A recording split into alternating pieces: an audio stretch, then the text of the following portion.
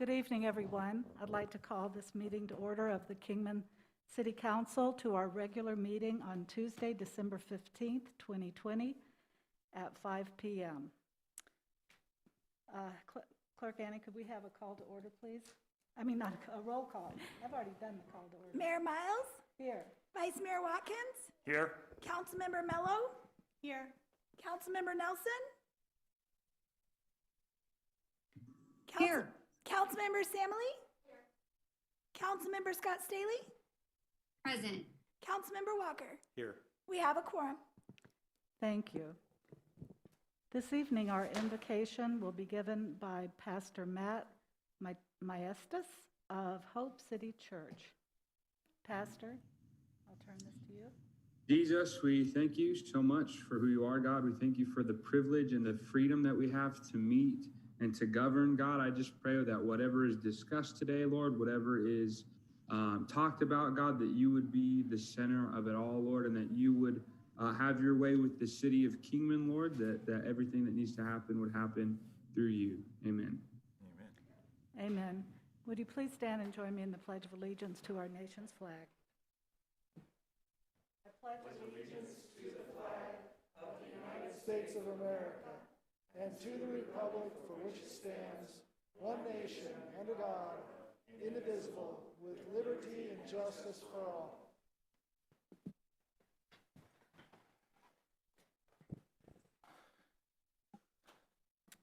Council may go into executive session for legal counsel in accordance with ARS 38-431-03A3 to discuss any agenda item. The following items may be discussed, considered, and decisions made relating thereto. Our first order of business this evening is to recognize or to give some awards and recognition. And our first one is regarding the Kingman 911 Communications Center receiving a national accreditation. And I'm actually going to turn this to Manager Foggin, but before I do, I want to thank Chief Rhodes, Deanne McLeod, and Amy Kennedy for being here to represent the Dispatch Center, and thank you for the critical work that you do every day to serve our community and keep us safe. And with that, to explain this a little further, I'll turn this over to Manager Foggin. Thank you, Mayor. So as we conduct business on a day-to-day basis, we have departments that apply for different recognition. Not long ago, we recognized our finance department with regards to their efforts on the audit report, and we also recognize them for the budget report that they put together.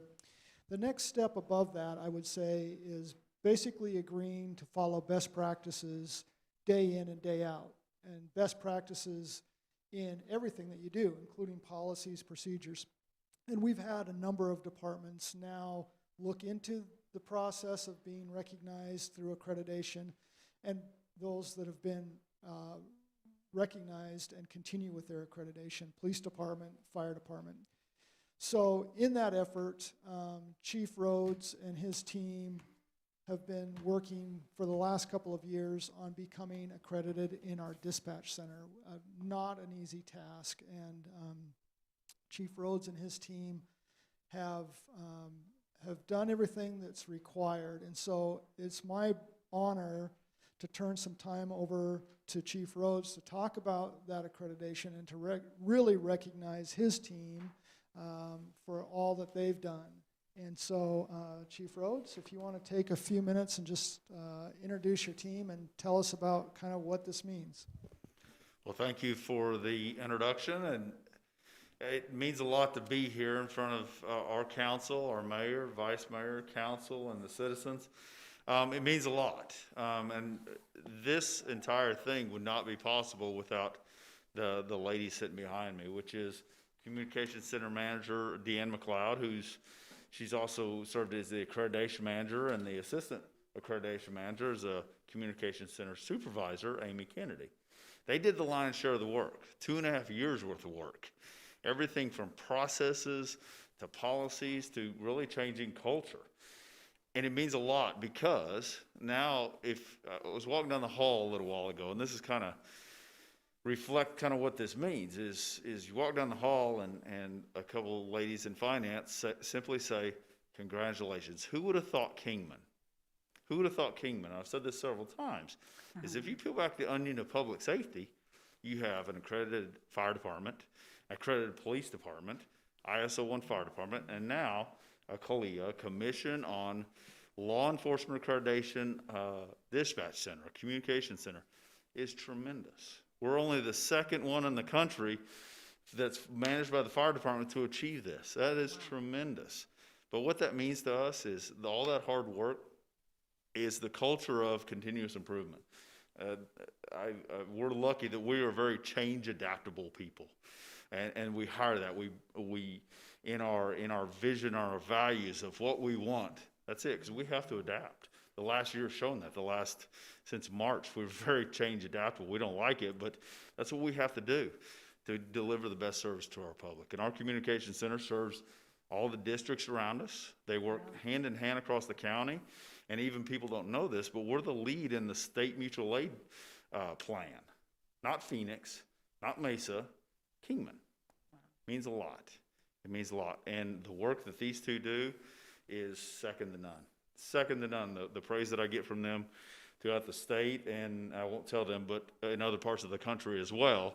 I give horrible references for both of them, just in case. Yeah, they're terrible to work for, but they are fantastic. And this means a lot.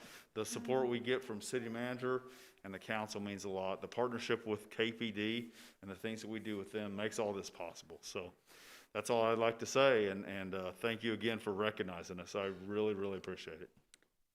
Thank you, Chief. And we'd like to present you a certificate tonight, but I'm doing this on behalf of us. It's a certificate, but you're going to receive a plaque. Yes, it's just not here yet.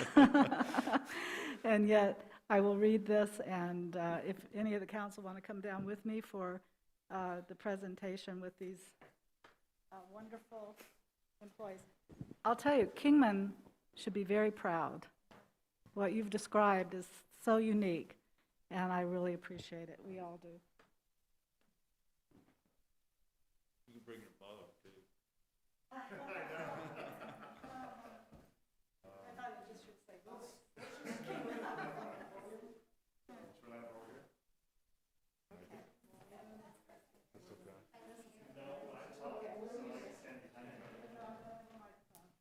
This is presented to the Kingman Fire Department 911 Communication Center, demonstrating a commitment to professional excellence, even communication accreditation from the Commission on Accreditation of Law Enforcement. Signed. Not signed, it will be when you have a plaque. You'll be the first to see the plaque, I promise. Right. Yeah.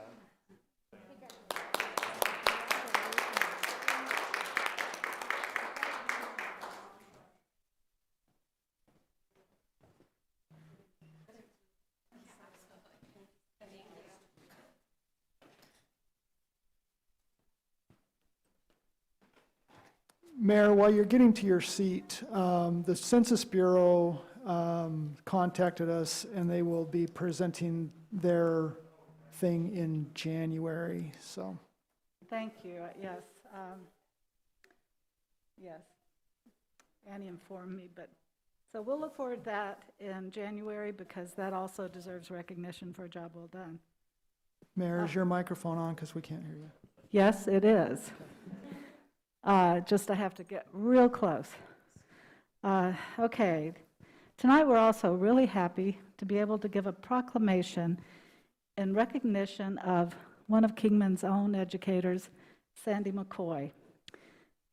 And we're very pleased tonight that her daughter, Megan, is here to receive this. And I would like to read it, and then if you'd like to say a few words, you're welcome to, and we'll come down and present this to you. So this is the proclamation celebrating the dedication of the Sandy McCoy Positive Alternative Campus. Whereas, in 1985, Sandy McCoy began her career in Kingman with the SAVE, S-A-V-E, tutoring program designed to keep students in school. And whereas Ms. McCoy founded the Positive Alternatives for Student Success, or the PASS program, and I Choose Attitude, Responsibility, and Effort, which was the I Care program, in 1991. And whereas the PASS and I Care programs continue to give students who are facing life-changing events an opportunity to continue their education and graduate high school. And whereas with Ms. McCoy's vision, leadership, and fortitude, the PASS and I Care programs serve over 250 students each year on the Positive Alternative Campus. And whereas the PASS and I Care programs have made it possible for 1,600 Kingman youth to graduate high school, and whereas providing alternative pathways to educational attainment ensures that students with diverse needs, interests, and/or barriers have learning opportunities that support career and life successes. And whereas Ms. McCoy's work has been an integral part of the Kingman community for 30 years, now therefore I, Jen Miles, by virtue of the authority vested in me as mayor of the city of Kingman, Arizona, do hereby state that the Kingman City Council does hereby honor Sandy McCoy and recognizes her impact upon the community. And be it further resolved that the City Council joins the citizens of this community in celebration and dedication of the Sandy McCoy Positive Alternative Campus. In witness whereof I've hereto set my hand on December 15th, 2020. So we really appreciate so much what your mother has done. Would you like to say a few words? Absolutely. Would you like to come?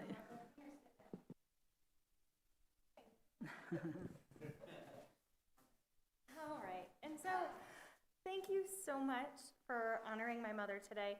I very much appreciate the amazing words and recognition. It is incredible to think that she has spent nearly 40 years in Kingman looking to the students who are most overlooked. And there are so many difficulties and obstacles within this area of just our youth in this community. We have such a high rate of poverty and a high rate of transiency, and we have so many students who are underserved. And what has always amazed me about my mom is she knew every single story of every single student in every single program that she has ever run. She has interviewed them and gotten to know them, and when people ask, why are these kids not graduating, it's not a statistic, it's not a guess. She can say, this one has transportation problems and lives too far out in an outlying area. This one has had her parents commit suicide. This one is facing an addiction. And she knows the very human and real struggle of each of the students that she has served. And it has been incredible to watch so many students that she has gone out of her way for to help them build their education, get where they need to be, and see them be members of this community, giving and thriving. And so I have seen her graduates. I see graduates working in the youth shelters. I have seen her graduates working in law enforcement. And it is incredible to see her impact moving forward in the community. And so while she has given the past 40 years to the community, I do hope that she is an inspiration to those who are able to come next and be sort of the future for the education programs here. So Thank you so much. What a gift to our community and Thank to all you. of those students. It's truly inspiring, truly. Thank you. A beautiful legacy for really Sandy, is. too. Would you like to join me as we give this proclamation?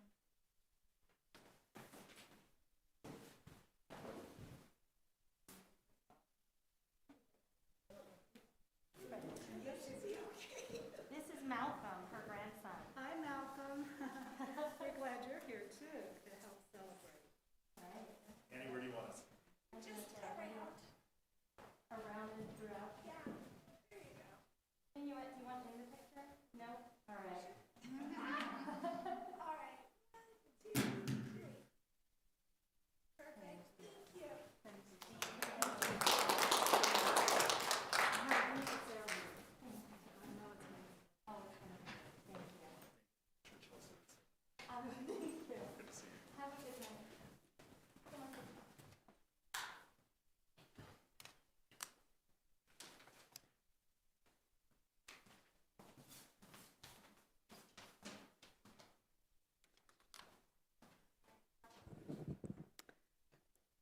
The next order of business is called to the public, comments from the public. Those wishing to address the council should fill out request forms in advance. Action taken as a result of public comments will be limited to directing staff to study the matter or rescheduling the matter for consideration and decision at a later time. Comments from the public will be restricted to items not on the agenda, with the exception of those on the consent agenda. There will be no comments allowed that advertise for a particular group or person, and comments should be limited to no longer than 3 minutes. Now, I think most know that we have hybrid meetings now, and so there are 3 different ways to provide public comment. So first I would ask Clerk Annie, is there any comment by phone? We did not receive any registrations to participate by phone. We also did not receive any written comments this evening. Okay, is there has someone signed up to speak to the council? We do have one person that signed up to speak at Call to the Public, and that's Mr. Steve Robinson. Okay, Mr. Robinson, if you'd come on up and address the council, your name and your city and your comments. Thank you. Good afternoon, Mayor, City Council members, staff. I am Steve Robinson. I reside in Golden Valley, but I'm pretty active here in the city of Kingman.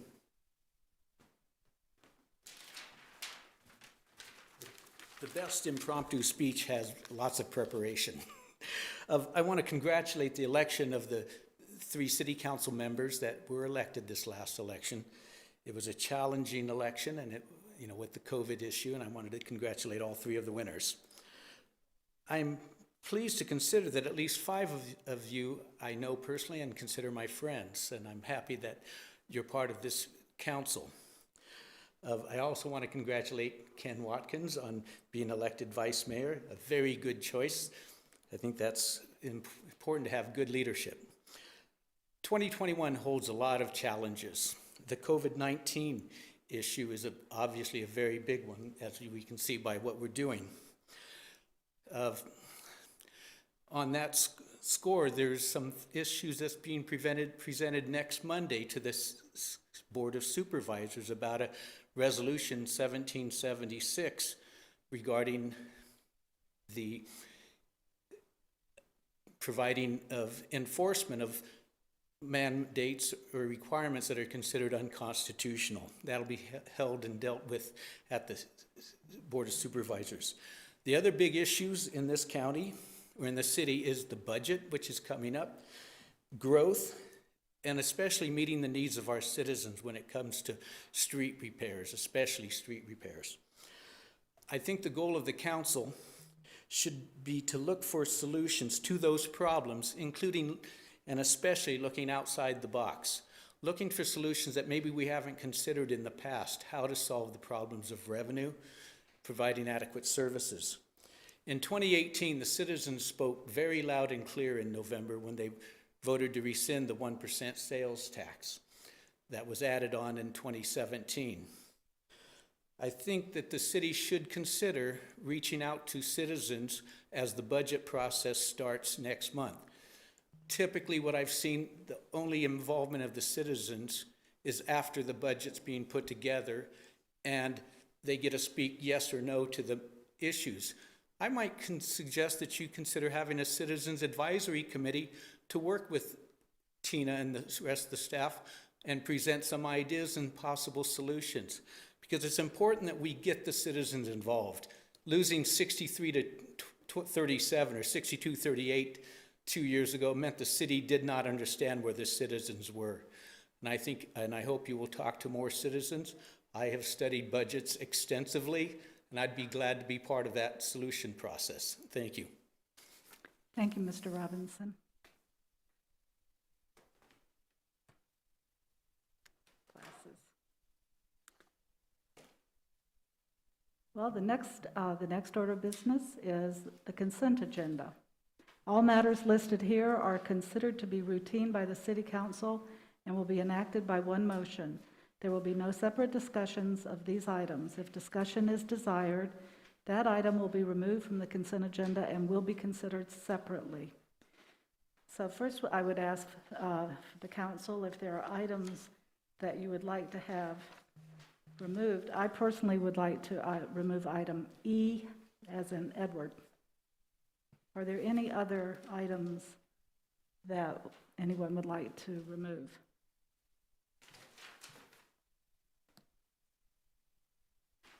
Hearing none, I would entertain a motion to approve the consent agenda items A through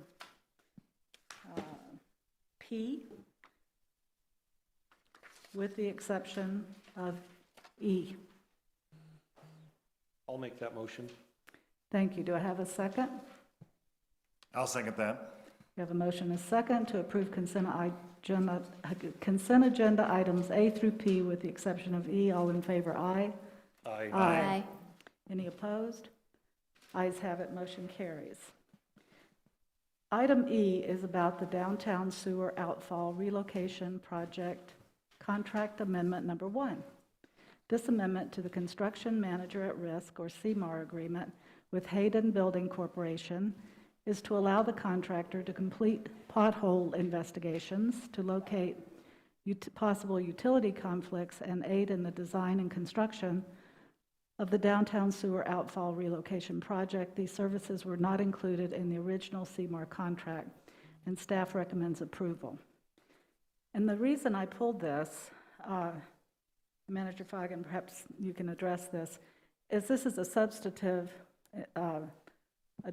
additional amount for this particular contract. I don't have the numbers in front of me, but it was like $104,000 up to $150,000. And that's quite a, what is that called when you add on things to contracts? Contingency. Oh, contingency. That's greater than a 10% contingency. So, I just wondered if you could address, especially on the potholes, to complete pothole investigations. What did we discover that causes this to have such an increase in the contract with them? So this is a combination of potholing and design work. And so I'm going to turn that over to Rob I'm really loud. To fill in the blanks for you, because he and his team are the ones that are dealing with this contract. So Rob, do you want to go ahead and cover that?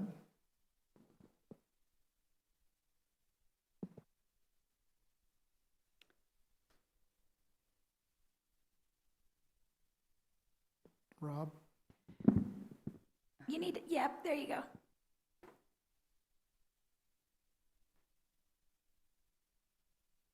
Still not hearing you. This is our Public Works Director, Rob Owen. Yep. Nope, still not got you. Maybe. Rob, is your desk mic green? Can you hear me, Amy? Yep. There you go. Gotcha. Yes, there you are. Yeah, my desk mic is not green, so I switched on the other microphone. Good So evening. hopefully you You're can hear very me okay. clear. I apologize for that, but the amount of this this contract amendment is $49,000, and what it will allow us to do is some investigation of utility conflicts that may arise from the alignment that was selected. Part of this project was selecting the alignment for the downtown outfall line, but once that alignment's been determined, we just want to make sure that we don't have any major utility conflicts along that alignment. So that's what this would allow the contractor to do some potholing, which is essentially digging some holes to verify some other utility locations to make sure that we don't have any major conflicts that are going to add to change orders later on in the construction process. So with that, I can try to answer any questions you might have. I was just wondering why this wasn't part of the original contract when we originally budgeted it. Well, and that's a good question, ma'am. The part of this project was determining that alignment. So without knowing what that alignment was going to be, it was going to be difficult to try to anticipate utility conflicts at that point. So there were several different possible alignments under consideration when the project started. This is the alignment that was finalized. But again, we couldn't have anticipated which one that was going to be before we brought the contractor and the design consultant on board. Okay, thank you. Thank you. Well, I guess that sounds like we know where we're going to put the line, and now we know that we have to dig holes to make sure we're not going to be where the utilities are. Yeah, the cost savings by doing this will be huge because we'll avoid digging up somebody's infrastructure, including our own. I think for the most part, we know where our stuff is, but the off chance that there is something in that alignment, this will certainly prevent additional large dig-up costs that we definitely want to avoid with this project. Thank you very much. Well, given that, I make a motion that we approve consent agenda item 3E.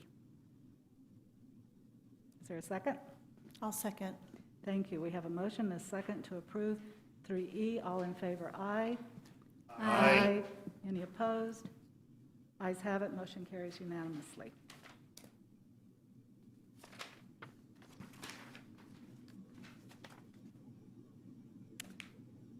We'll move on now, since there's no old business, to new business. And tonight, our new business is consideration of a request to install overhead power to 2119 Gates Avenue, engineering 20-0055. Staff has received a variance request from Brandon Militello of Mojave Mesa Builders to use overhead electric service in lieu of underground. Mr. Militello is developing a residential lot at 2119 Gates Avenue. On November 24th, 2020, the Municipal Utility Commission reviewed the request to waive the requirement for installing underground service for the subject property. The commission voted 4-0 to deny this request. Their reasoning was that other homes in the area, which have been built since 1997, have been able to install underground service. Staff recommends denial. Manager Vaughan? I think this would fall to Greg if there's questions. That pretty much outlines, I think, what we have for this subject. It would really be questions that the council had, unless, Greg, did you want to add anything to that? Yes, sir. Okay. I will, Manager Vaughan. Mayor and council, good evening. The only thing I would add is that there is a map in your packet that shows the extent of the existing underground service that was brought to this area.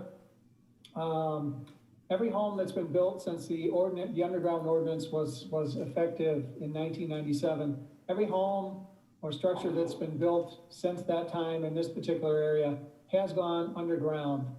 And that was the reasoning for the Utility Commission.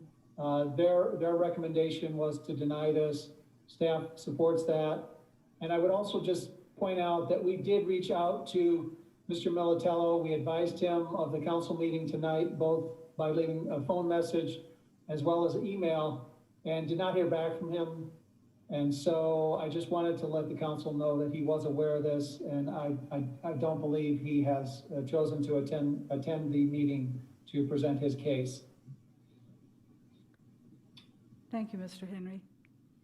So I do have one question. Now, in the information, the aerial shots and the pictures you sent us, in parts of this neighborhood, there were some aerial power lines, but I presume those were built before 1997. Yes, ma'am. There was existing aerial since prior to 1997. Thank you. Any other comments or questions for Mr. Henry? Madam Mayor, I have comments, but really, I don't need to ask Greg anymore because I didn't attend this 24th meeting, but I did attend the meeting the month before in October, and I reviewed the minutes from this meeting. And this perplexes me because back in the October meeting, the same gentleman, same contractor requested a variance for 3690 North Moore. Very similar circumstances. I mean, now this lot here, the one on Moore sits across, it's on the northeast corner of Moore and Pert. And across the street south of it is a newer subdivision that has all underground poles. And there's no alley, there's no poles that you can see in that street. But on this 3690, they did approve the overhead because the house next door to it and the houses north of it are older and have overhead power. Similar circumstance is with this one we're talking about tonight, 2119.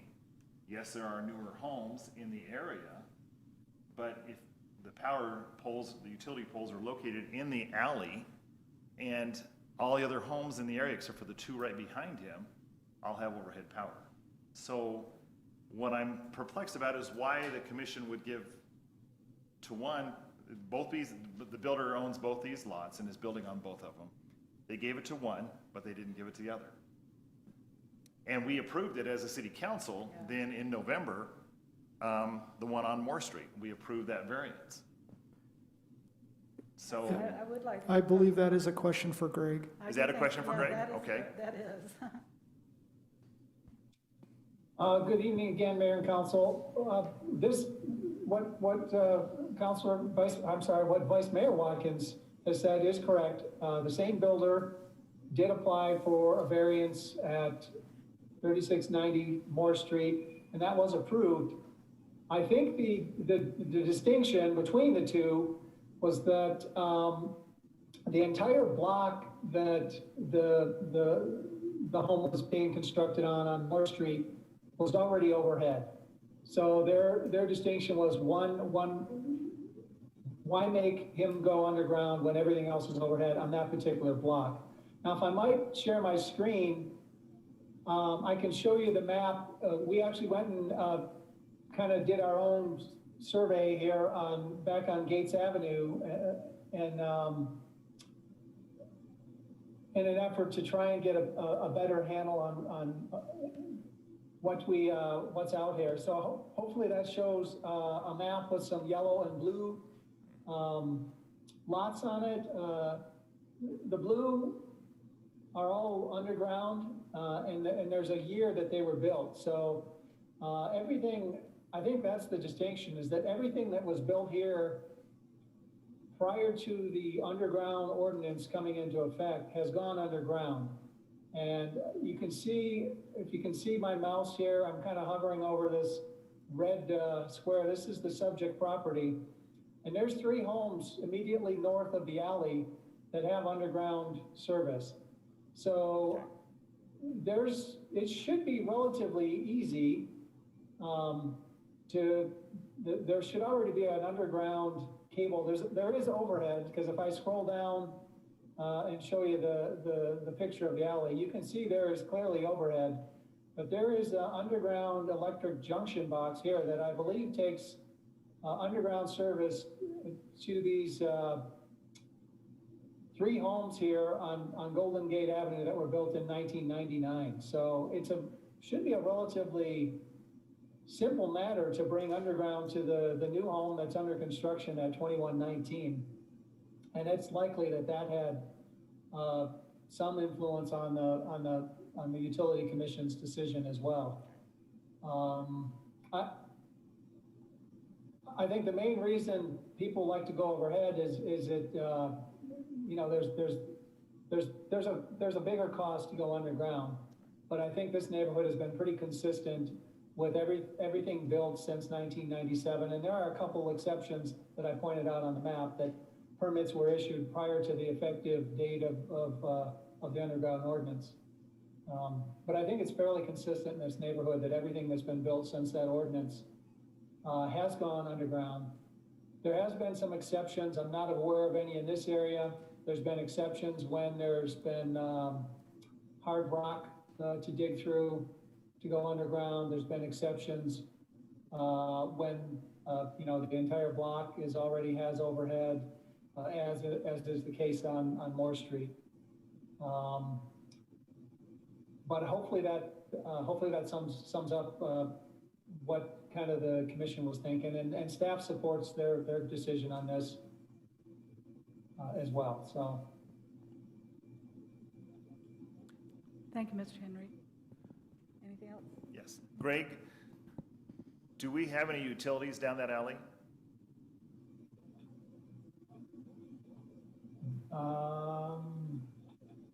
I guess that would be water more than likely. I mean, as far as the city is concerned?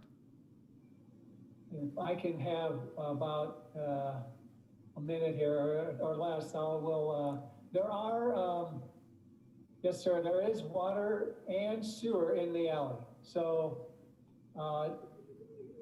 bringing there is water and sewer there that would have to be crossed with any new underground electric service. Okay. Madam Mayor, I have a question for Rob, or actually, I'm sorry, Greg. Yes, go ahead. Where is the closest Unisource junction box for them to tie into? Do we know that? If I can scroll up here, if you can see the map here now that shows the subject property, and then there's the electric pole and the box. That box, I believe, runs underground service to the 3 lots immediately north. So I did not see an additional junction box in the alley, but there is one by the pole, and it's about 50 feet away from the closest corner of the subject lot. Okay, yeah, I drove that Monday, and I didn't see one directly behind, but there's 3 houses there that are newer, and normally they'll make you put a box at each corner, and I don't know if Unisource let them. They may have all 3 of those houses running down to that junction box to the west. So they're, for this guy to put this in underground, he's gonna be digging through the alley with sewer, water, gas, and maybe these other electrical lines. So it's gonna be a little crowded. Or if he goes to the east, it's about 120 feet, I think. Be a little crowded, but if he went to the front, I would say definitely he'd have to go underground, because there are power lines on the other side of the street that are feeding the houses to the south on Gates.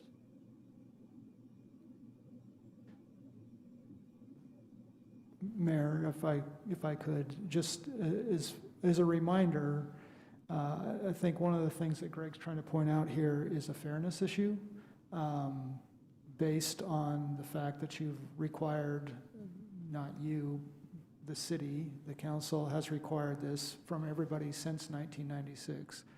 And having read the minutes from Muck, that was definitely part of their consideration, and would point you to that as either you're going to stand behind your policies or you need to change them. Thank you, Manager Fagan.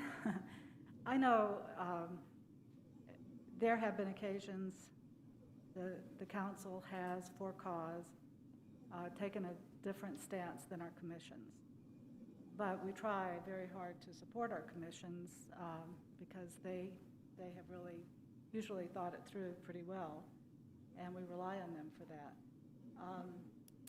And I think that's also what you said is very true. If every single house has had to do this since 1997, then there doesn't seem to be a driving cause to ignore that policy in this case. I imagine all of them had some type of obstacles they had to overcome and cost in order to get this installed underground.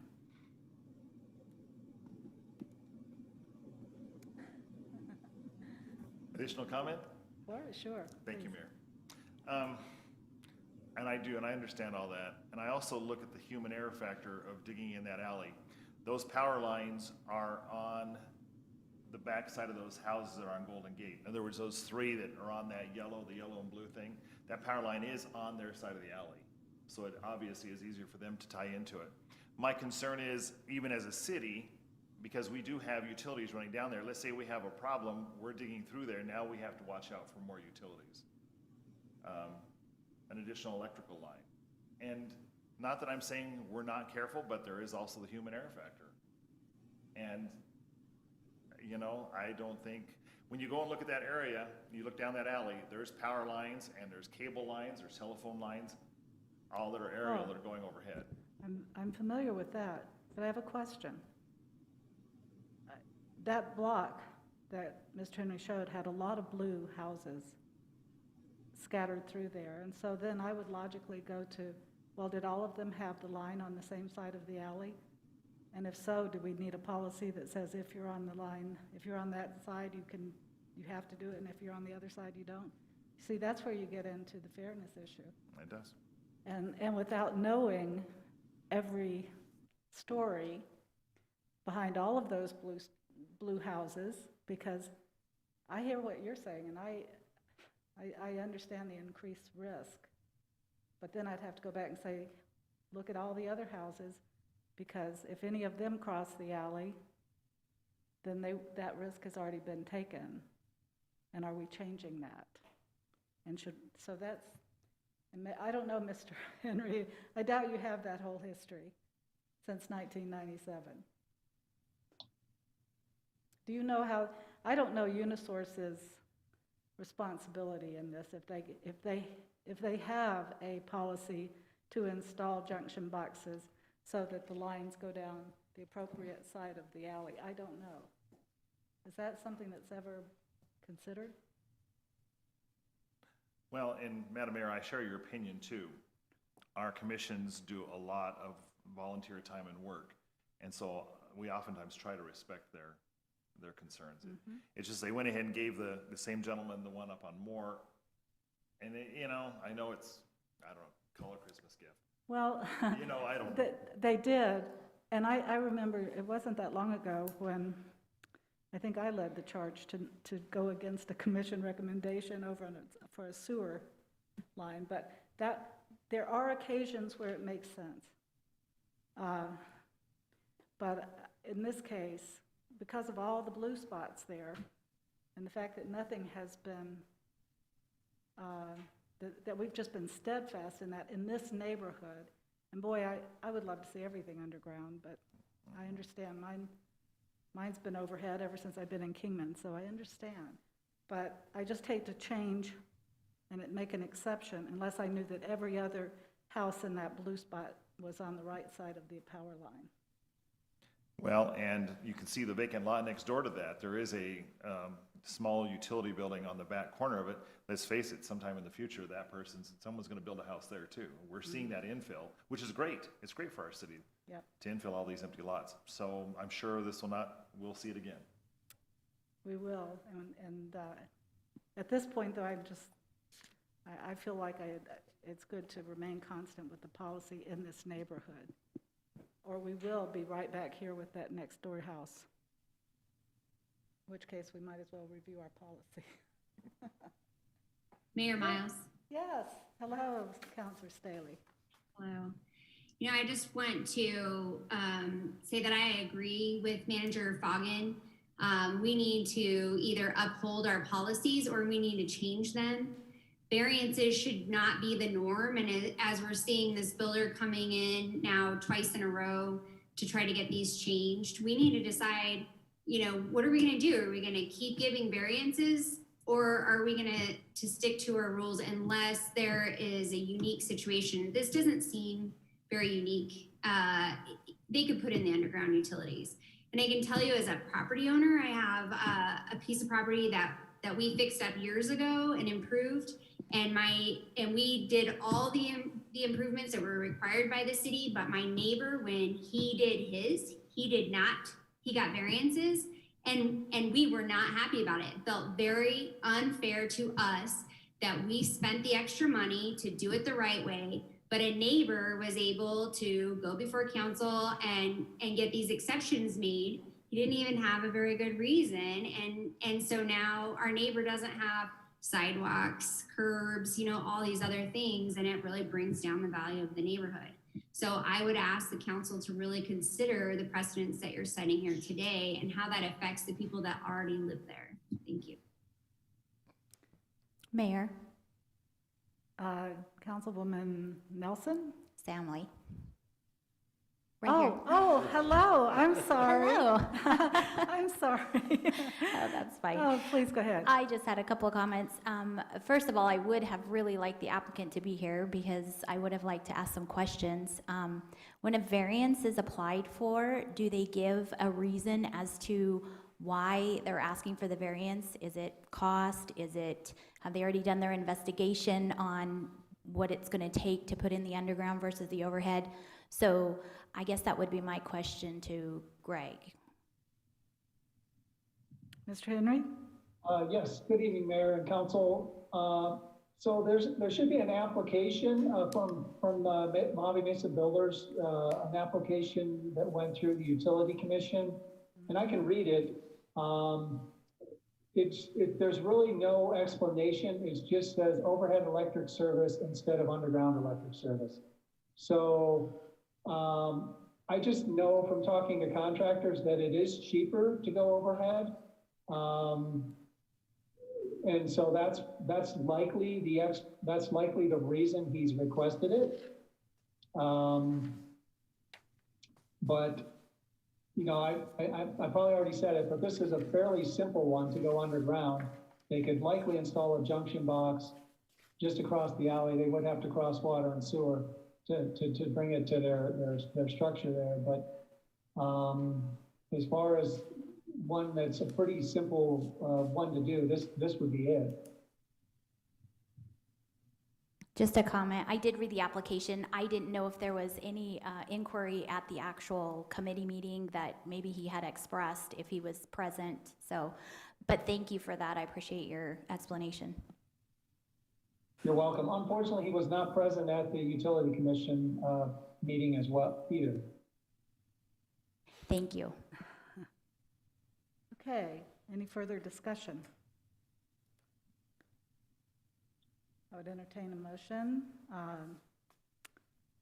to deny or approve the request to install overhead to 2119 Gates. You know, as I said, I do not normally like making exceptions, but I think in this case, I think we should make the exception to do overhead on this one, because once again, we did it on the Moore one, and it's a very similar thing. I know there's differences, I understand that, but I make a motion that we go ahead and approve it. I'll make a second to approve. We have a motion and a second. Any further discussion? Well, I will continue to vote to deny this because I think the neighborhood has enough cases where people have complied that this would be another circumstance where they would just say, why didn't that one? And the next door neighbor will say the same thing when they come for their variance. So I will not want to approve this. Mayor? Yes. I too will not approve this. I feel like if the applicant had a good argument or a case, I feel like, number one, he could have attended the meeting and then he could have attended this evening. So I really don't, I can't support it either. Any other comments or discussion? Then could we have Mayor, a roll call? Oh, go ahead, Councilwoman Staley. I just want to add that if we approve this, because we approved the last one, then we should be ready for this builder to come back for his next house. And then when do you stop doing variances for him? Never, because now you did 2, so you might as well do 3 and then 4. And then we probably should go back and get rid of these minimum standards. Thank you. Any other comments? Could we have a roll call vote, please? Mayor Miles? No. Vice Mayor Watkins? Yes.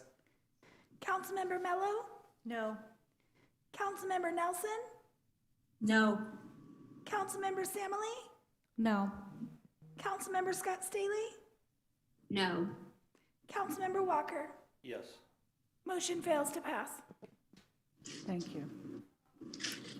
Good discussion. Okay, now we're ready for department reports. And our first one is on the Board of Adjustments. And Mr. Young?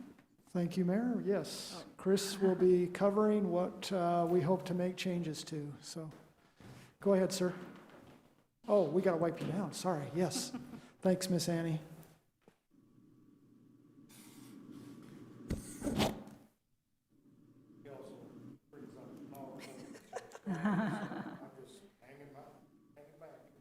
Hey, we're with you. Every time I touch stuff like this, it breaks. Good evening, Mayor, Vice Mayor, members of council. Chris Young, Community Development, for the new council members that may not know me. Before you tonight to present a department report regarding the Board of Adjustments. Interestingly enough, the Board of Adjustments actually hear variances for community development. So, you can never get this thing to work.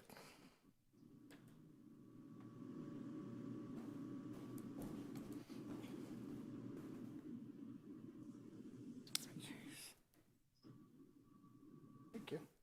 There it is. Luckily, I only have one slide. So the Board of Adjustment is a 7-member board established to hear and decide appeals and other special exceptions to the terms of the zoning ordinance. There's a note that I didn't have in your council packet, and I do apologize that the current board is at 5 members, and we are requesting to reduce that board number as part of this ordinance movement to the Kingman Municipal Code to a 5-member board.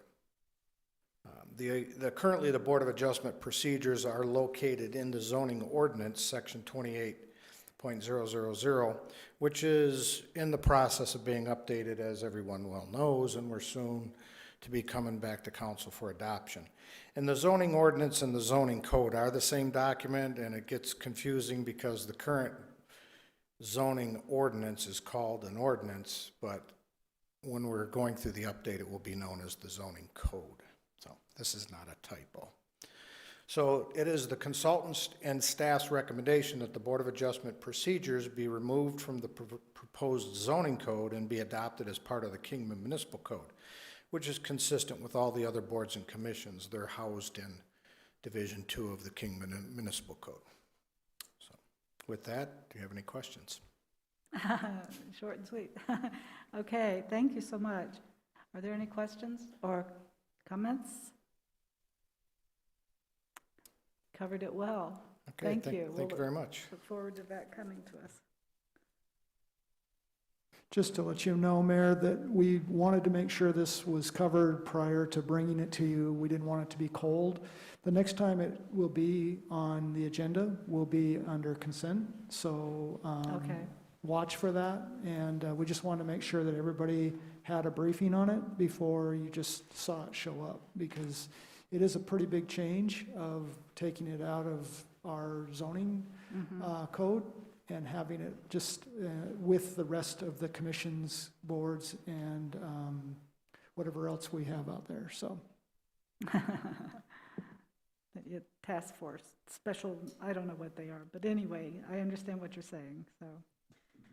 Okay, the next report is our airport division report. It's an airport information and update. Manager Foggin. yes, thank you, Mayor. One of the things that we wanted to do also with you is cover a few items that we've been working, well, there's one item in particular that we've been working on for well over a year, and that is our airport master plan. And before we brought it to you for approval, we wanted to cover that with you.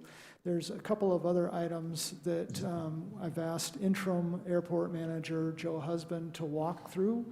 So this has kind of turned into what was going to be just an airport master plan review and kind of show where we are with that to more of an airport department report.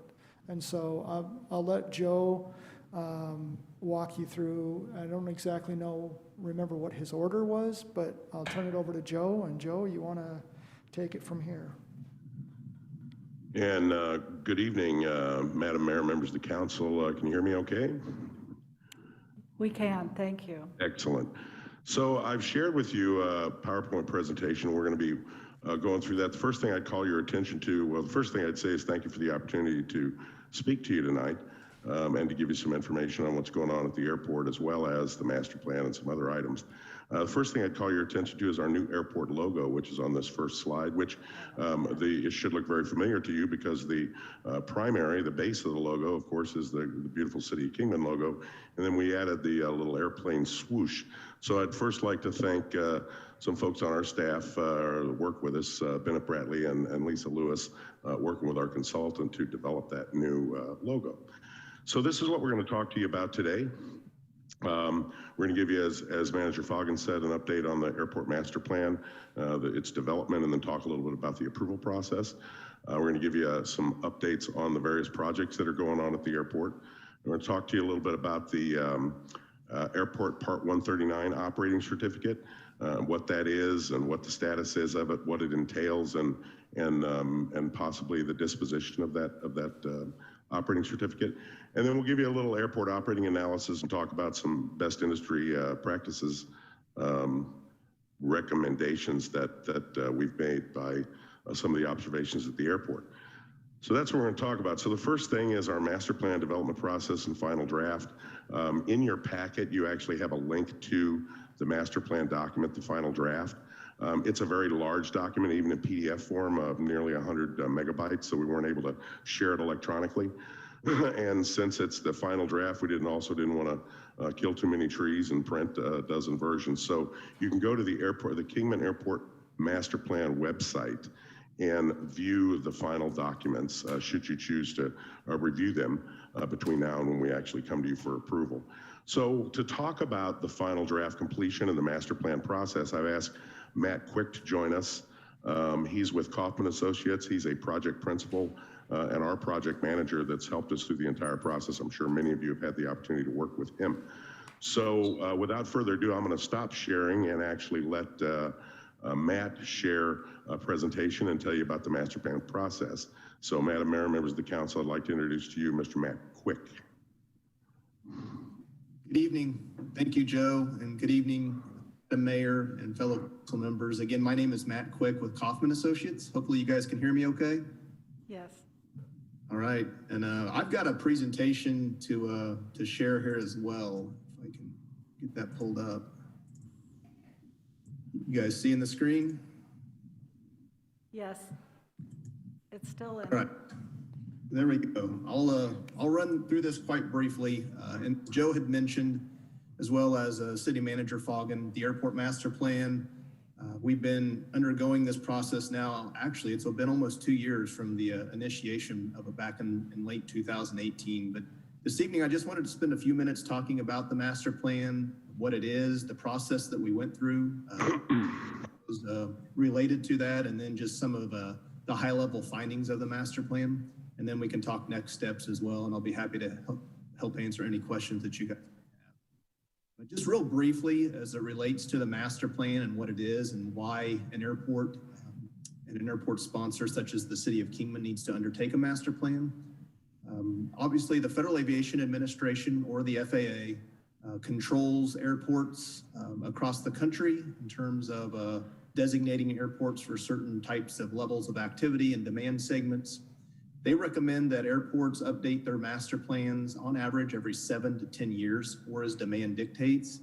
The last master plan for the Kingman Municipal Airport was prepared back in 2006 timeframe. So it's been just about 12 to 13 years from when we started this study process and then to where we're at today. So it'll be about 15 years from the last completed master plan to where we're at today. So it's certainly a timely reassessment of what's going on at the airport, as well as in aviation in general across the country and regionally.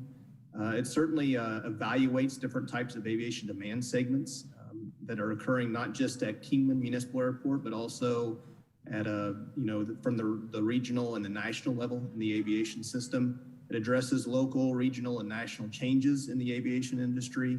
Obviously, there's been a lot of change in this industry since the previously completed master plan. So it certainly has taken into consideration a lot of what's going on in the industry as a whole from the national perspective, but also carrying that down into what it looks like from the local level as well. One of the key components of a master plan is preparing a capital improvement program. And this is important because each year, airport staff and the city of Kingman, they coordinate with the Federal Aviation Administration as well as the Arizona Department of Transportation's Aeronautics Group in what's called an Airport's Capital Improvement Program, or an ACIP. So the master plan, being a 20-year planning document that it is, it still outlines projects over the course of the time frame or the planning horizons of the master plan, but it pays specific attention to potential projects that could occur at the airport over the next 5 to 10 years. And then those projects obviously are going to take on different forms and fashions. Some of those are going to be safety related projects. Others are going to be needed to meet demand. And then pavement maintenance, things such as that. So the master plan lays all that out in this capital improvement program, and it really allows the city and the airport to utilize that as a roadmap in terms of what they should be planning for and coordinating with the FAA and ADOT as well. One of the key components at the back end of the master plan is an updated airport layout plan, or an ALP. We are currently in the process of coordinating that with the FAA right now. I'll talk a little bit more about that at the tail end of the presentation. And then a positive that comes out of the master plan is really bringing awareness of the airport and the goals and objectives of the airport with stakeholders, tenants, and the general public. And we were able to do that throughout the course of this master plan process. So these are just some of the key highlights and important factors that are considered during the master plan study. Like I'd mentioned, the study process was initiated back at the end of 2018. We split the master plan into 3 phases. The first phase looks at the inventory, the forecasts, and the facility requirements. The key element out of this particular phase are the aviation demand forecasts that you see there on your screen. For an airport such as Kingman, there's really 2 key demand segments that we focused in on, one being the number of based aircraft at the airport, and the other being the number of annual aircraft operations. And again, a master plan being a 20-year planning document, we took a look at the baseline figures for those particular categories or demand segments, and then forecasted out over the course of the next 5, 10, and ultimately the 20-year planning period. This particular slide shows the forecast summary that was coordinated with the FAA during the master plan process, and it was ultimately approved by the FAA for planning purposes. Like I'd mentioned here, the number of annual aircraft operations and the number of based aircraft are the 2 key components. 2018 was the baseline year for the study process. It was estimated that the airport had approximately 27,000 annual aircraft operations.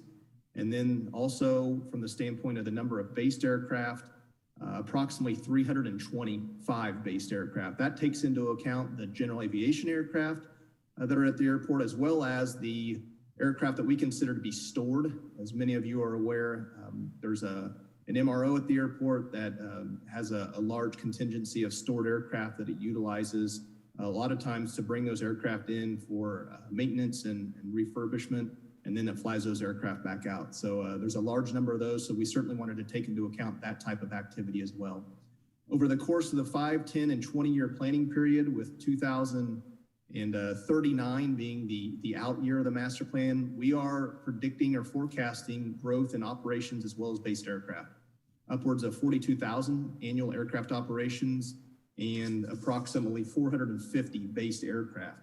Those are significant numbers. The importance of those is they factor into being able to determine what types of facility needs that the airport should be looking at to accommodate over the course of the next 20 years. So that really played into the first phase of the master plan, coming up with these forecasts, getting those coordinated and approved by the FAA, and then determining the types of facility needs that would be required to meet these different aviation demand segments. The second phase of the master plan process looked at the alternatives, and this is where we kind of split those facility needs from the first phase and looked at it from 2 different perspectives, one being airside, which deals with the runway system, the taxiways, the types of approaches in and out of the airport, the safety design standards that follow the runway system. Those are all kind of lumped into the air side, and then the land side and support facilities deal more with what amount of space is needed for terminal area, the amount of aircraft storage hangar space, aircraft parking apron needs, things such as that. So we came up with a series of different alternatives that could potentially meet those different demand segments. Again, looking at it from safety, from maintenance, from airfield geometry, and then just overall demand. So once we got through the alternatives phase, we moved into the final phase of the study, and that was bringing the different alternatives together into a recommended master plan concept. And we'll speak a little bit more about that here momentarily. But as a part of that master plan concept, we also developed a capital improvement program, or that CIP program that I talked about earlier on. And all that was contained within the final phase of the master plan. And like I'd mentioned, one of the key components of this study process is now formulating or developing the airport layout plan drawing set. So we are in the final phase of the study. We've gotten through the recommended concept, the capital program, and now we are coordinating the ALP drawing set with the FAA, and obviously looking for the city of Kingman to act on the master plan process through the approval process, which I think this presentation tonight kind of kicks that off. So that's just a brief synopsis of the master plan process. Like I had mentioned earlier, it's important for a master plan to certainly not be confined in terms of its development. We made sure in working with airport staff and city officials that this was a very transparent process. At the beginning of the master plan, we worked with the city to develop a planning advisory committee, or a PAC committee. This committee was made up of approximately 20 members representing different departments within the city, different airport tenants, the FAA, ADOT, individuals and entities such as those. So we held 4 planning advisory committee meetings during the course of the master plan at those key milestones that I've mentioned earlier. We also conducted 3 public information workshops. Those first 2 workshops we were able to hold at the airport. And then the 3rd workshop we had to take virtually online due to COVID, but we did get good participation through those public workshops. I think it's important that to note that as far as the master plan, the draft master plan report that Joe mentioned earlier, again, the feedback that we received from the Planning Advisory Committee, as well as feedback and comments that were received through the general public, we made sure to incorporate any changes that we could to the master plan document that were appropriate from the standpoint of being able to meet the overall definition of the master plan from an FAA and ADOT perspective. Those comments were definitely taken into consideration, and many of those were incorporated into the final draft master plan report that you guys have access to right now as we go through the approval process. Moving on, this is the master plan concept. This is what I talked about a few moments ago as it relates to bringing those alternatives together into a refined recommended development concept. There's a lot on this particular exhibit. I'm not going to go into great detail other than to just point out, again, looking at it from 2 different perspectives, the airside system. Many of you are aware of the airport, and it has a 2 runway alignment. It has a primary runway that's 6,800 feet long, and then a secondary crosswind runway that's approximately 6,700 feet long. So again, through the master plan process, and obviously safety being the primary focus in terms of making sure the airfield meets recommended FAA design standards and safety standards, we are showing the proposed improvement or enhancement of some of those safety areas on the airport related to the taxiway system, taxiway geometry. On the north side of the airport, we are proposing the potential for a runway extension in the future to provide the primary runway 321 with an ultimate runway length of 8,000 feet. There's obviously going to need to be justification for a project such as that. The master plan doesn't necessarily provide that justification, but airport and city staff working with various tenants that utilize the facility, over time, there could be the need for additional runway length to accommodate the types of activities and operations that we did point to and forecast in the master plan process. So that will be something for the city to pay attention to moving forward as well. From a landside perspective, again, making sure that there is adequate space to meet future demand from the standpoint of the number of based aircraft, the number of aircraft that are transitioning in and out of the airport on more of a transient basis, the number of stored aircraft at the airport. So as you can see here, we highlight several different areas on the airport land side that's west of the runway system that can accommodate future hangar development, the potential for enhanced or increased terminal area space as well to accommodate different types of activities. And then even outlining other areas on the airport, again, the master plan being a 20-year planning document that it is, outlining and making sure that future aviation demand can be met. So you see this, this yellow area highlights future aviation-related development that could be accommodated with, again, direct access to the runway and taxiway system, which is ideal. And then we also set aside a lot of property on the airport for non-aeronautical purposes. I'm sure many of you are aware of the environmental assessment that's ongoing right now for the land release. And that's one of the key components of this master plan, is making sure that the airport is set up to adequately accommodate aviation activity, which it is through the master plan process and what's shown on this particular exhibit, but then also looking at the areas beyond those particular boundaries of being able to accommodate aviation activity and setting the airport up to accommodate non-aeronautical activity that can help bolster the bottom line from a revenue standpoint. So the master plan takes into consideration the aeronautical primarily, but also looks at existing property as being able to accommodate some of that from a non-aeronautical perspective. So that's just a brief highlight and overview of the master plan development concept that's moving forward as a part of the draft final master plan report in coordination with the FAA. Like I'd mentioned earlier, the capital improvement program was also a key component. Chapter 6 of the master plan, toward the back end of that, identifies a lot of projects. There's approximately 30 projects that are included in that CIP program. I'm not going to go through those projects, but this just shows a highlight of the dollar value that's tied to those projects. So there's approximately a $48 million capital improvement program that's tied to the projects that are outlined in the master plan. And again, a lot of those projects are safety related, demand related, maintenance related. There's a breakdown of those in chapter 6 of the report that goes into a lot more detail. I think the important thing to notice here is, from the standpoint of these projects, a good majority of those are eligible for FAA and state funding assistance. As you may be aware, each year the Federal Aviation Administration has an airport improvement program that issues grants to airports to help satisfy and allow projects to happen. The same with the Arizona Department of Transportation's Aeronautics Group. It also has an aviation program or an aviation fund that it can tap into. The city has utilized both FAA and state grants in the past in terms of being able to see projects to fruition at the airport, and we expect that to be no different moving forward. So this just shows a breakout of the projects in the short term, the first 5 years. The intermediate term is the 6 to 10 year time frame, and the long term is the 11 to 20 year time frame for the master plan. I talk a lot about the numbers in the master plan from a forecasting perspective. This particular slide just points to the fact that we didn't just focus on numbers and forecast for operations and based aircraft, but we also took a look at what we consider the quality of the aircraft operation. And this is the types of aircraft that fly in and out of the airport. This is important, especially to the FAA when programming projects and looking at safety and design standards.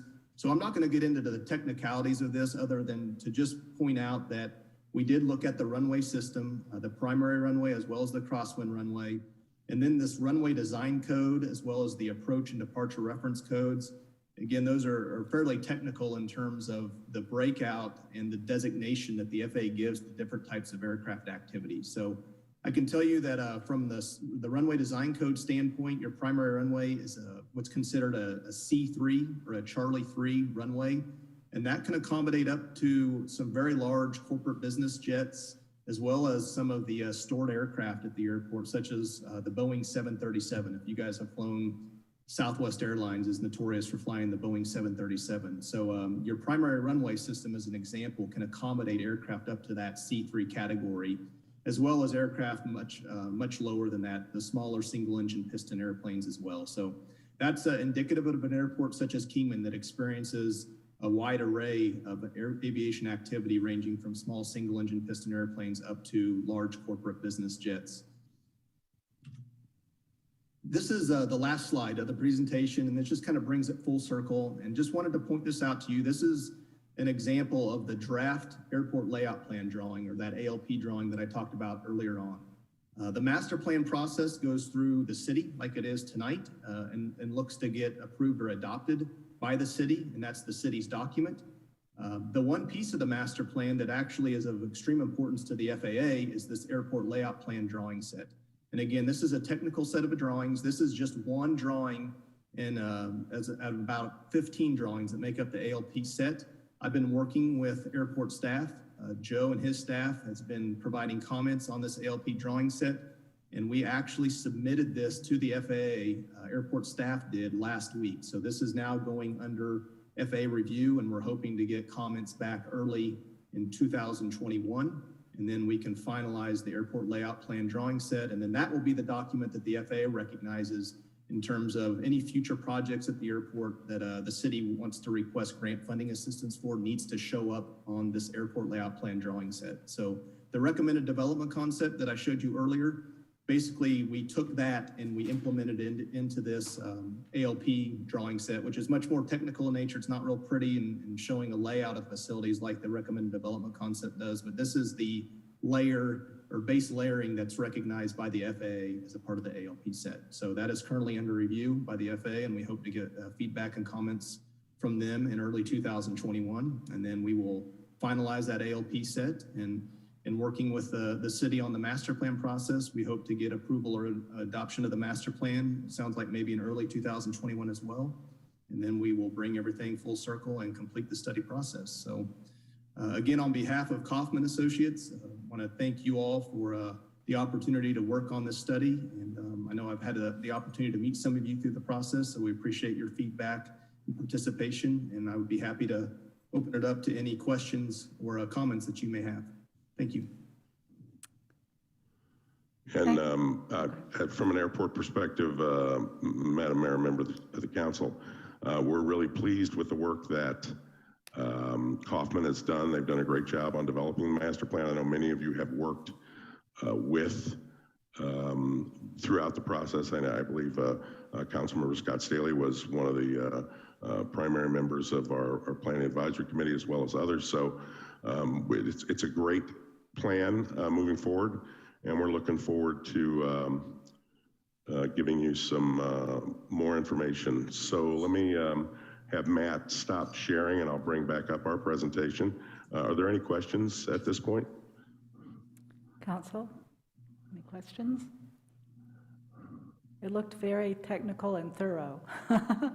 I want to thank Mr. Quick and Kaufman also, because one of the things I've really appreciated over these years is how engaged they have been with not only the advisory team, but the whole community, and made it so easy for us to go in and look at big drawing boards of these plans as they were developed, and it really felt like a community project. So thank you very much. Anything else? And Mr. Husband, thank you. Well, my pleasure. And you know, the next process, or the continuing process, wanted to bring this to you tonight, give you some more detailed information, because we do plan on bringing it back to the consent agenda at the January meeting. I believe it's January 5th. So you can look for that. It's already been approved by the Airport Advisory Commission at the last meeting, the November meeting. They approved a recommendation for council to approve the master plan. So that'll be coming to you next. And I think Matt talked enough about the airport layout plan.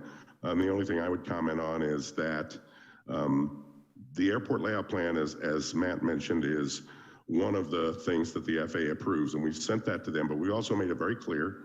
I don't want you to think that we're jumping the gun. We've made it very clear to them that this is still going through the city's approval process. The types of comments that they may make on the ALP are usually very technical in nature with regards to things that they'd like to see or not like to see or change. The primary development, the alternative development that Matt showed you probably won't be any changes. So that is in the hands of the FAA, but we've also made it clear that we're awaiting final approval from the council. So once again, thanks, Matt, for both tonight and all the work that you've done throughout the process. I was fortunate enough to be here at the very beginning of the plan. We first started in 2018, and I'm very fortunate to be back for the very end and final approval of the plan.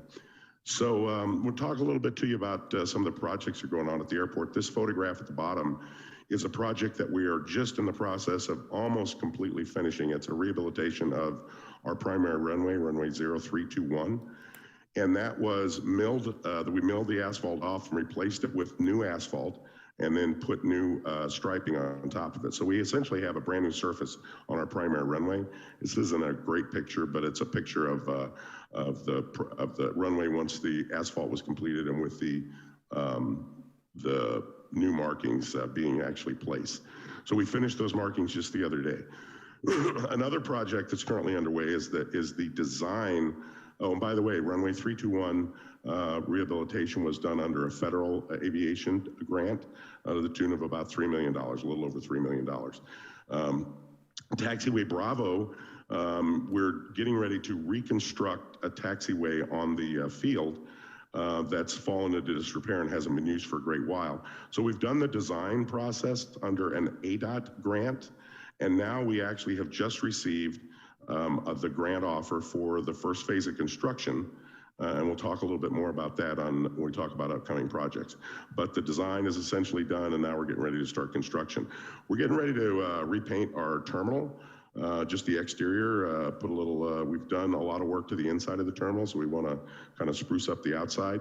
And then just today, we completed crack seal work on Taxiway Charlie, one of our taxiways that is one of our newest pavements, but I'm a believer that it's very important that you take care of the pavement that you have or the infrastructure that you have.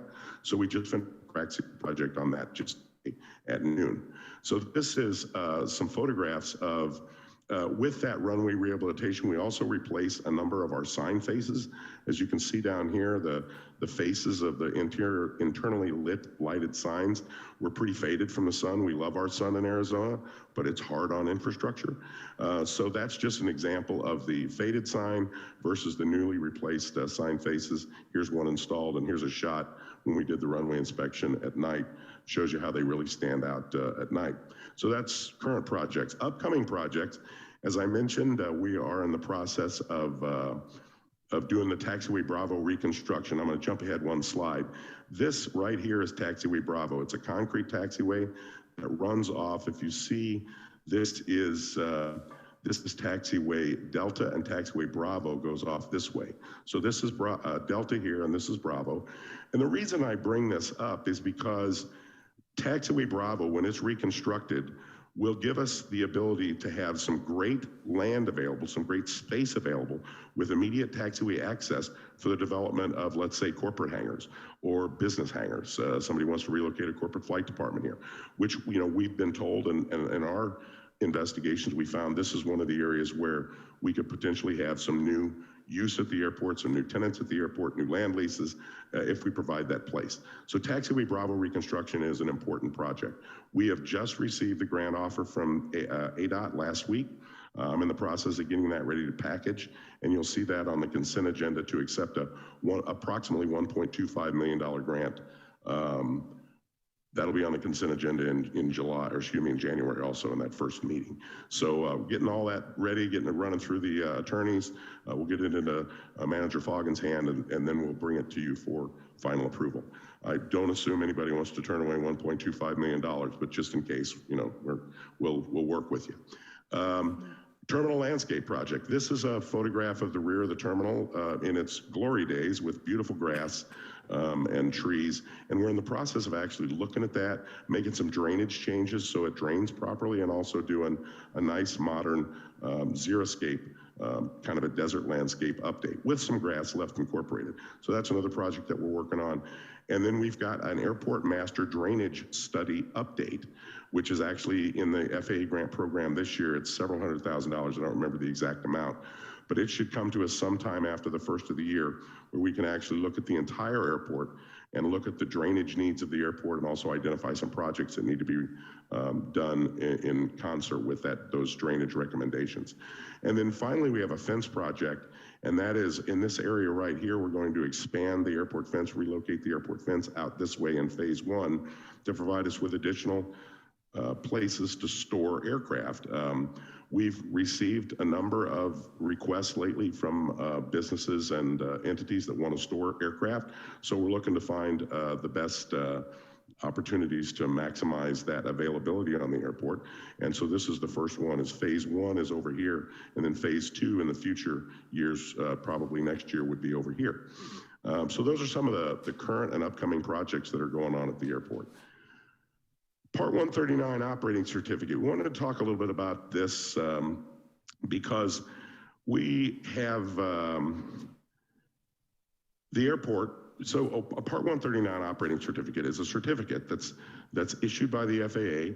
It's under CFR, Code of Federal Regulations, Title 14, and Part 139, Federal Aviation Regulation Part 139, that provides an operating certificate to an airport in order to have passenger service at the airport. Scheduled service of over 9 seats, and unscheduled service, I believe it's over 30 seats. So the airport has had, I should say, a Part 139 operating certificate. It was originally acquired under the Kingman Airport Authority. As you know, passenger service ceased in 2017 due to some changes with the Essential Air Service Program, and the determination was made that we didn't have appropriate air traffic needs at that time to receive any further funding. So the certificate has essentially been in a state of inactivity. Now, what that means is that we still have the certificate, and while we don't have passenger service, we still have to comply with all the requirements of Part 139 needs.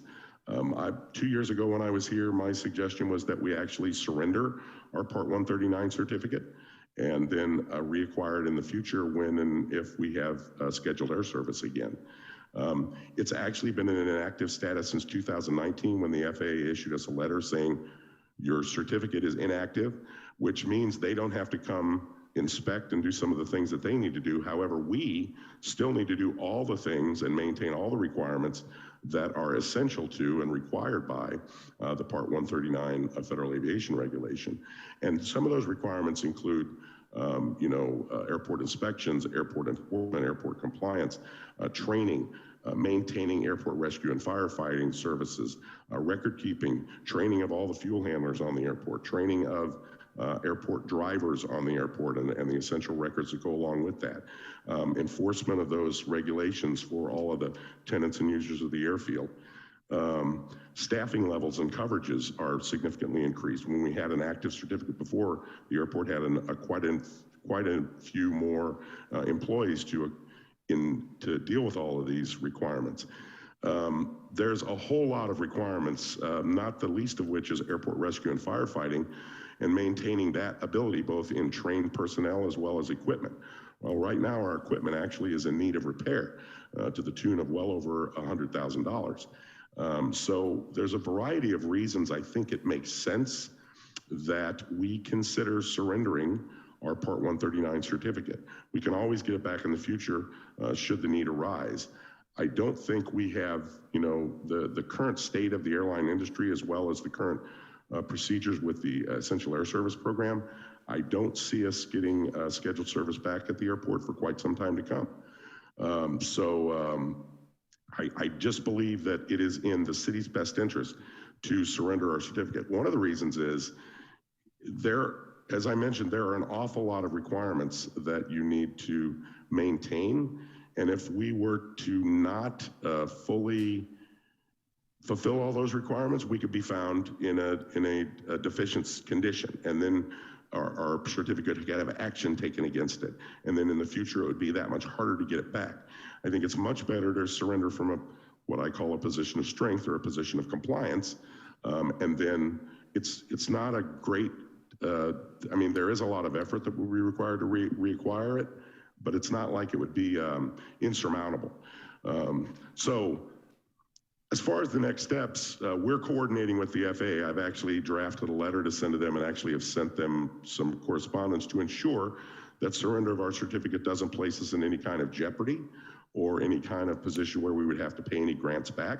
The initial response I've got so far is no, that won't be the case, that all of the grants that we've gotten were far enough in the past that we've satisfied our obligations to the FAA, but I do want to have a response from them clearly stating that that's the case. I expect to have that before the next council meeting, where here again, it is our intention to place the surrender of our Part 139 operating certificate on the consent agenda to surrender it. It's already been, the Aviation and or Airport Advisory Commission has already approved a recommendation to the City Council to surrender our certificate.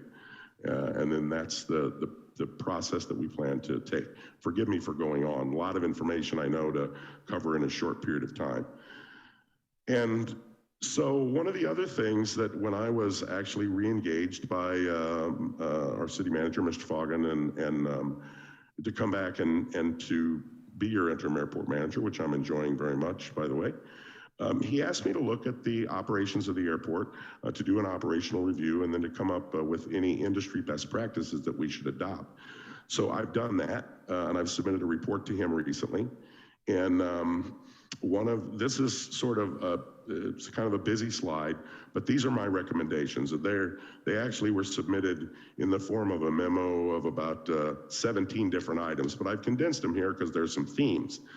So with regards to safety and security, we need to look at our access control system, and an upgrade to our access control system is actually in our airport capital improvement plan in I don't know, 2 or 3 years ahead.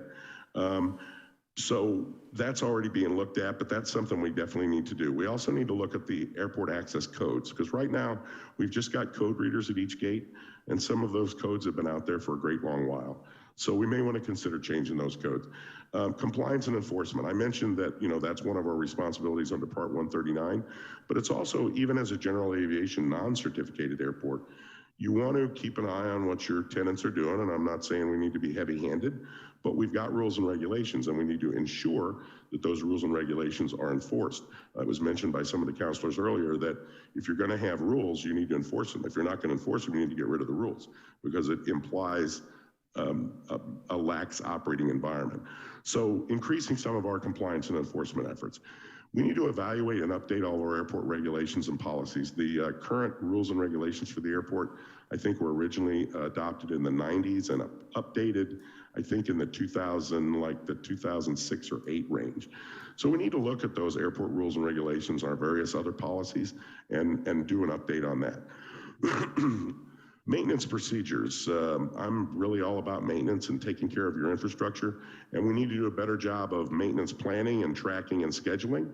More like it's not just, well, we come in and what are we going to do today? It's more like, on Wednesdays we do this, and once a quarter we do this. So a better job of that maintenance scheduling, tracking, and planning. We also need to increase some of our annual maintenance funding. We need dedicated money each year for pavement maintenance. I just finished a crack seal project. That's one of the first things I did. We need to do seal coating on an annual basis. We need to do restriping on a periodic basis. We also need to look at electrical, and perhaps this last part is looking at some contract service providers that actually will supplement our staff that'll help us with pavement maintenance, electrical maintenance, and landscaping, and some of those other items.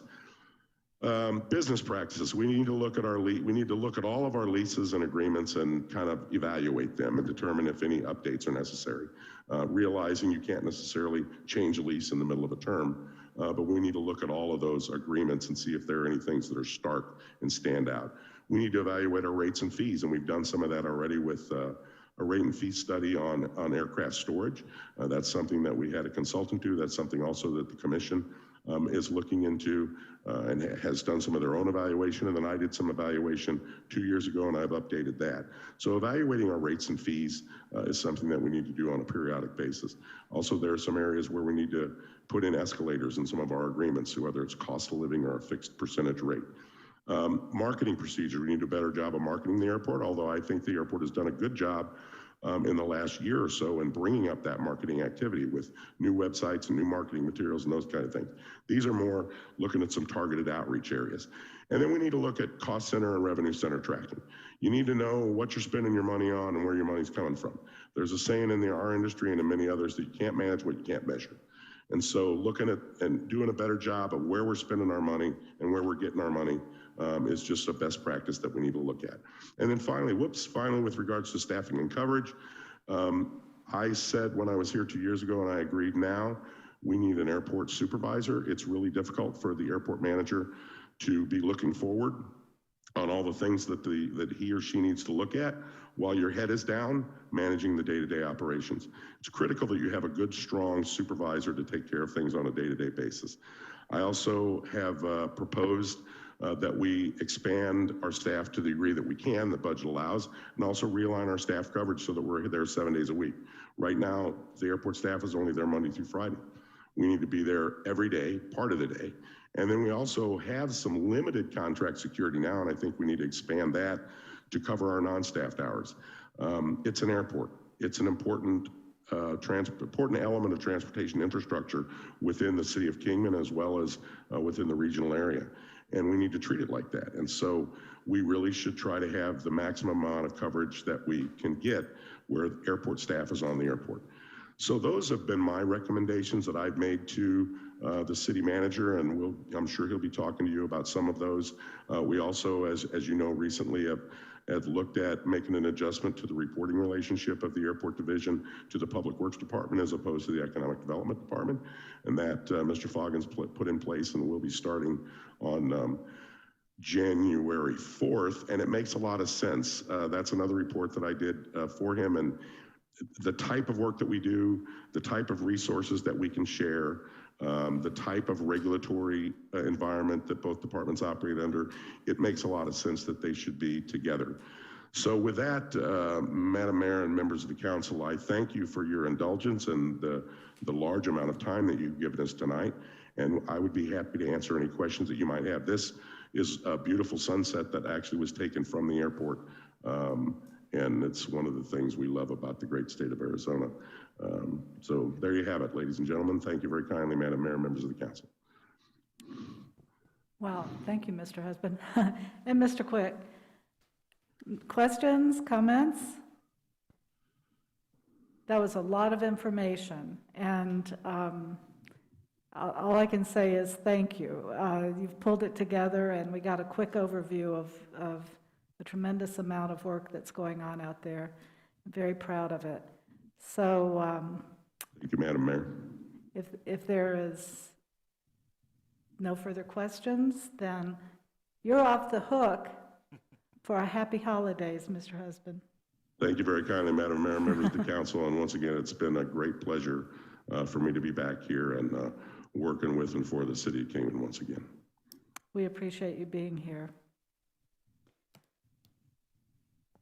Okay, we'll move on then to announcements by mayor, city council member, city manager. Limited to announcements, board and commission liaison reports, availability, attendance at conferences and seminars.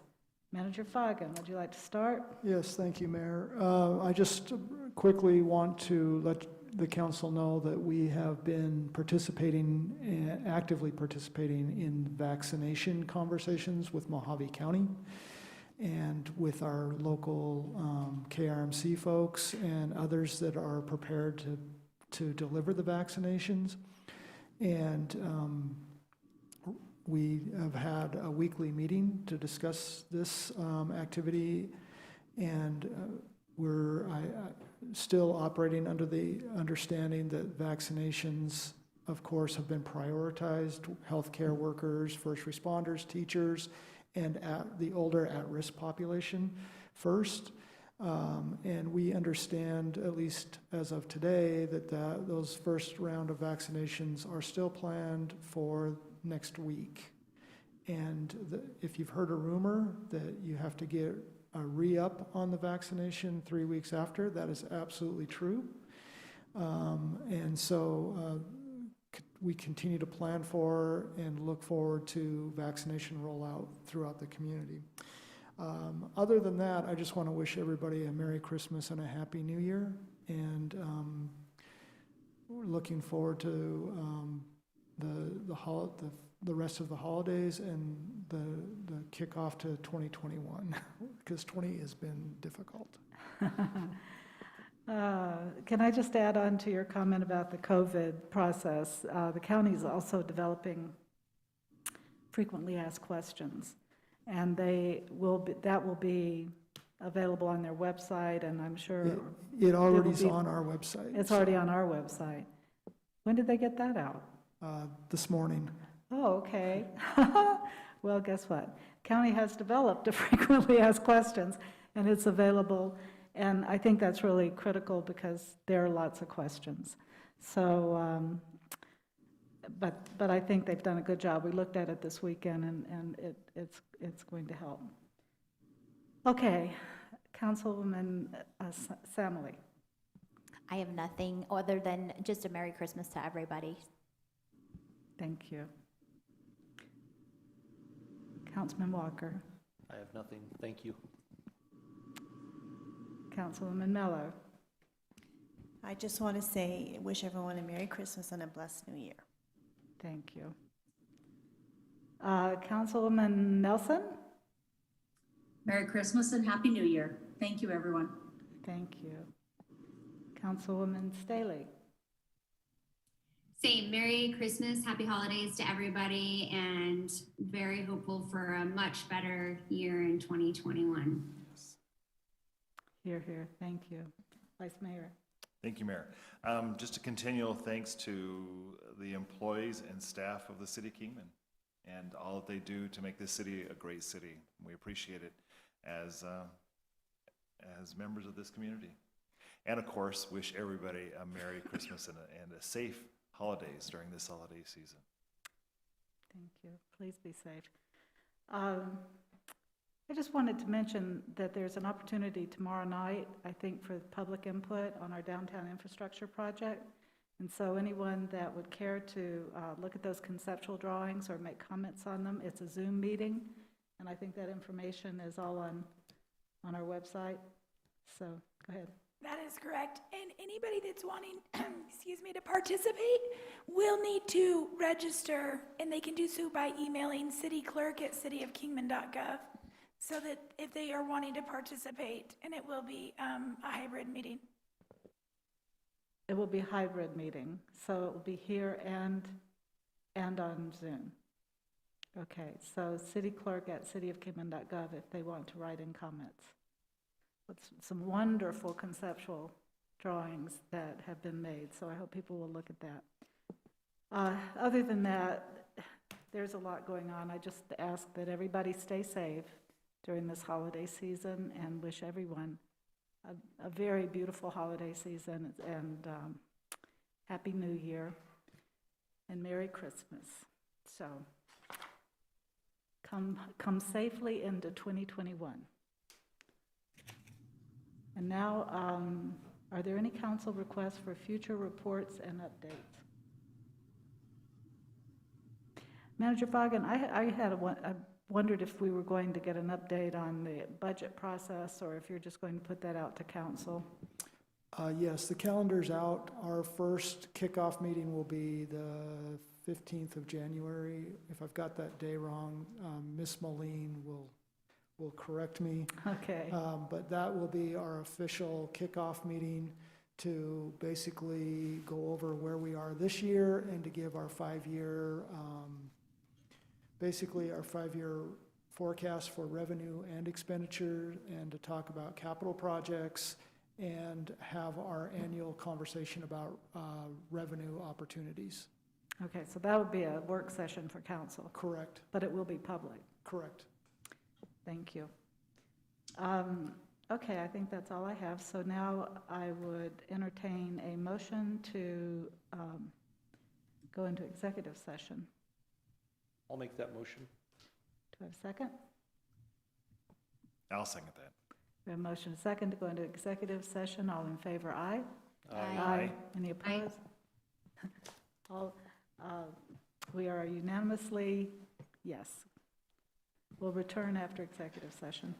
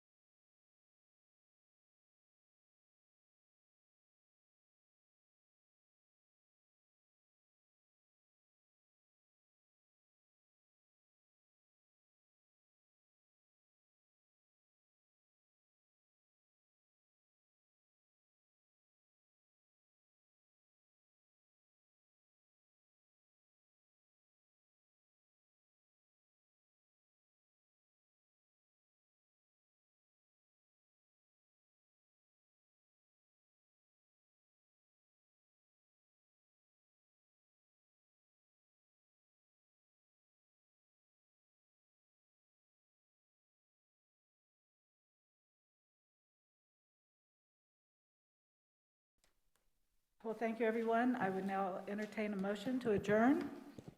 I'll make that motion. Do I have a second? A motion and a second to adjourn. All in favor? Aye. Aye. Happy Christmas, everyone. Likewise. Take care, everyone.